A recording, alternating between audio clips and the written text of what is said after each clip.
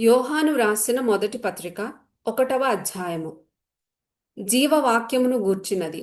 ఆది నుండి ఏది ఉండెనో, మేమేది వింటిమో, కన్నులారా ఏది చూచితిమో, ఏది నిదానించి కనుగొంటిమో, మా చేతులు దేనిని తాకి చూచెనో అది మీకు తెలియజేయుచున్నాము.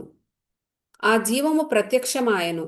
తండ్రి యొద్ద ఉండి మాకు ప్రత్యక్షమైన ఆ నిత్య జీవమును మేము చూచి, ఆ జీవమును గూర్చి సాక్ష్యమిచ్చుచు దానిని మీకు తెలియపరచుచున్నాము.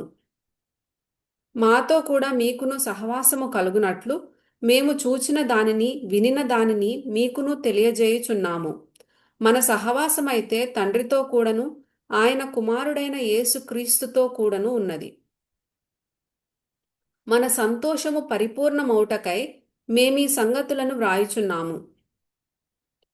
మేమాయన వలన విని మీకు ప్రకటించు వర్తమానమేమనగా, దేవుడు వెలుగై ఉన్నాడు, ఆయన యందు చీకటి ఎంత మాత్రమునూ లేదు. ఆయనతో కూడా సహవాసము గలవారమని చెప్పుకొని చీకటిలో నడిచిన ఎడల మనమబద్ధమాడుచు సత్యమును జరిగింపకుందుము.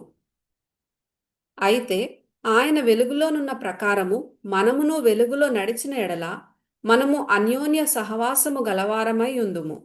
అప్పుడు ఆయన కుమారుడైన యేసు రక్తము ప్రతి పాపము నుండి మనలను పవిత్రులనుగా చేయును.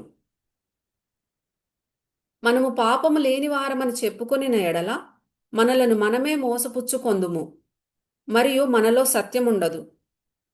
మన పాపములను మనం ఒప్పుకొనిన ఎడల ఆయన నమ్మదగిన వాడును నీతిమంతుడును గనుక ఆయన మన పాపములను క్షమించి సమస్త దుర్నీతి నుండి మనలను పవిత్రులనుగా చేయును.